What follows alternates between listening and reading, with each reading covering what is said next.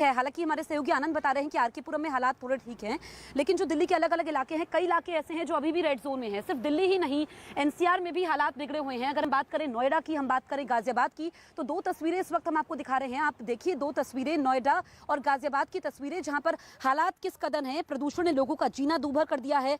नोएडा में वहां पर सुबह से ही धुंध की चादर बिछी हुई है और इसकी वजह से लोग काफ़ी ज़्यादा परेशान हैं, क्योंकि जो गाड़ियां लेकर के निकले उनको तकलीफ हुई, और खासकर जिनको दूसरी बीमारियां हैं उनके लिए भी सांस लेने की काफ़ी दिक्कत हो रही है। तो ये तस्वीरें लगातार हम आपको दिखा रहे हैं।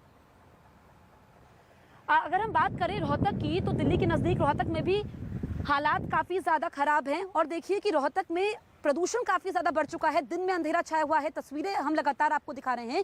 ये दिल्ली से नज़दीक है रोहतक, और देखिए वहाँ पर भी स्थितियाँ खराब हैं। तो सिर्फ ऐसा ही नहीं है कि दिल्ली में हालात खराब हैं, जो दिल्ली से सटे हुए इलाके हैं वहाँ पर भी तस्वीर कुछ अच्छी नज़र नहीं आ रही है। लोगों की परेशानी बढ़ गई है। देखिए, हम बार बार ये कह रहे हैं कि आबादी के मामले में हम दुनिया में दूसरे नंबर पर हैं, तो लोगों के प्रयास इसमें काफ़ी ज़्यादा ज़रूरी हो जाते हैं, क्योंकि जो बार बार एक्सपर्ट्स कह रहे थे उसकी हमने अनदेखी की। हमने पटाखे जलाए, ऊपर से जो पराली जलाई जा रही है, जिसका धुआं हवाओं का रुख बदला है, वो दिल्ली की तरफ आ रहा है। तो हालात अभी भी चिंताजनक बने हुए हैं।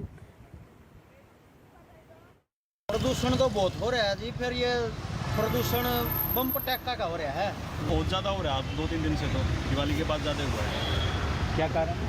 लोगों ने पटाखे जलाए, जम के सांस भी नहीं आ रहा लोगों को। हमारे सहयोगी आनंद तिवारी लाइव मौजूद है हमारे साथ। आनंद, देखिए, हमने तस्वीरें अलग अलग इलाकों की दिखाई। सिर्फ दिल्ली के ही कई इलाकों में स्थिति खराब नहीं है, बल्कि जो दिल्ली से सटे हुए इलाके हैं, एनसीआर के इलाके हों या फिर पड़ोसी राज्य हों, और इसमें कई सारे कारण हैं। क्योंकि जो पराली का धुआं है पंजाब से, हरियाणा से, वो दिल्ली की तरफ आ रहा है। हवाओं का रुख बदला है। जी देखिए, बिल्कुल जसप्रीत, ये इस साल की ही दिक्कत नहीं है। हर साल दीपावली के मौके पर हमने देखा है कि किस तरह से दिल्ली एनसीआर की जो हवा है वो पूरी तरह से प्रदूषित हो जाती है, और एक तरीके से गैस चैम्बर में दिल्ली एनसीआर तब्दील हो जाता है, और इससे आम जनजीवन जो है लोगों का वो काफी प्रभावित होता है। लेकिन इसके लिए खुद कहीं ना कहीं लोग ही जिम्मेदार हैं, क्योंकि वो कानून का पालन नहीं करते। कई तरह की गाइडलाइन जो बनी है उनको तोड़ते हैं। और हमने देखा है कि दीपावली के दिन किस तरह से जमकर दिल्ली में आतिशबाजी हुई, जबकि दिल्ली सरकार और सुप्रीम कोर्ट की सख्त गाइडलाइन थी, उसके बावजूद करीबन 20,000 से ज्यादा जो पटाखे थे उन्हें बरामद किया गया है। करीबन 100 से ज्यादा लोगों को गिरफ्तार किया गया है। इतने ही लोगों के खिलाफ मुकदमे दर्ज हुए हैं।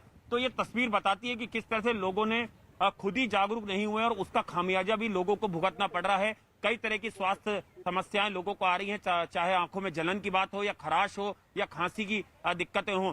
तो एक्सपर्ट बता रहे हैं कि अगर तेज हवा चलेगी तो थोड़ी राहत लोगों को मिल सकती है, और जो एक्यूआई है वो कम हो सकता है। लेकिन जिस तरह से सीवियर कंडीशन में अब तक बना हुआ है एक्यूआई, लगता नहीं है कि अभी 2-4 दिन और दिल्ली वालों को राहत मिलेगी। प्रदूषण की मार अभी दिल्ली एनसीआर के लोगों को झेलना पड़ेगी आगे भी।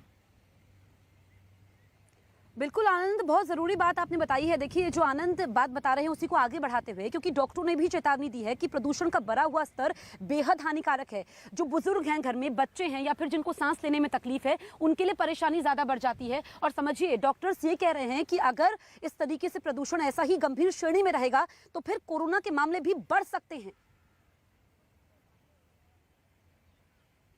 पोल्यूशन जो है वो एक्चुअली लंग्स के माध्यम से जाती है अंदर, पर सारी बॉडी को इफेक्ट करती है।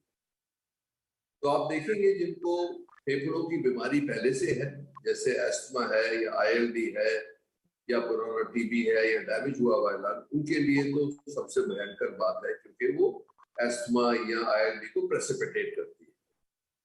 उससे लोगों को सांस लेने में बहुत तकलीफ होती है। और जो हम देख रहे हैं, जो तादाद हॉस्पिटल पहुंच रही है लोगों की इस बीमारी से, वो 10 गुना ज्यादा हो गई है इस पीरियड। कोविड और पॉल्यूशन दोनों का काफी नजदीक का रिश्ता है। हमने देखा है, खास करके जब अब सर्दी के मौसम में जब फॉग और ड्यूज बढ़ने लगते हैं, तो उस केस में पॉल्यूशन बढ़ता है। पॉल्यूशन रिलेटेड प्रॉब्लम्स लोगों को होती है, लेकिन ड्यू के साथ कभी कभी वायरस भी इंट्रैप हो सकता है। तो हम कह सकते हैं कि थोड़ी सी वायरस ट्रांसमिशन की भी रिस्क बढ़ेंगी इस केसेस में। प्रदूषण की वजह से यूपी के मेरठ का भी बुरा हाल है। वहां से जो तस्वीरें सामने आई हैं वो काफी ज्यादा परेशान करने वाली है, क्योंकि वहां पर जब लोग सुबह नींद से जागे तो वहां पर धुंध छाया हुआ था, धुएं की चादर बिछी हुई थी। ऐसे में जो लोग टहलने के लिए घरों से निकले उनको तो तकलीफ हुई, जो जरूरी काम से जिन्होंने वाहन चलाए उनको भी काफी ज्यादा परेशानी का सामना करना पड़ा। आंखों में जलन, सांस लेने में तकलीफ लोगों को हो रही है। तो ये स्थिति है यूपी के मेरठ की, जहां पर प्रदूषण की वजह से बुरा हाल है। हर तरफ धुएं की चादर बिछी हुई नजर आई और जो लोग जरूरी काम से घरों से बाहर निकले या फिर जिनका रूटीन होता है मॉर्निंग वॉक के लिए घरों से निकलते हैं, उनके लिए देख लिए परेशानी ज्यादा बढ़ चुकी है। अब बात कर लेते हैं कानपुर की। देखिए कानपुर में भी प्रदूषण से बुरा हाल है, वहां पर भी स्थिति अच्छी नहीं है। वहां पर भी एयर क्वालिटी इंडेक्स जो है वो गंभीर श्रेणी में है और घरों से निकलने वाले लोगों को काफी दिक्कतों का सामना करना पड़ा। लोग सांस लेने में तकलीफ और आंखों में जलन की शिकायत करते दिखे। शहर में सड़कों, मैदानों और कई जगह हरे भरे इलाकों में भी धुंध की चादर नजर आई।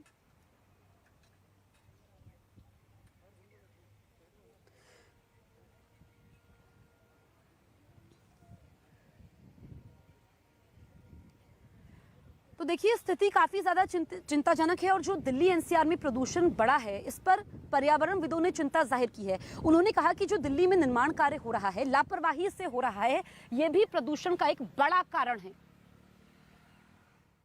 365 days, almost 340 to 345 days, Delhi gets a very, very bad air. There was a study that came just 15 days ago where Central Pollution Control Board said that almost 900 sites, construction sites, actually are violating construction norms and dust control norms in the sense. So 144 tankers for such a huge city to mitigate dust, that's very little.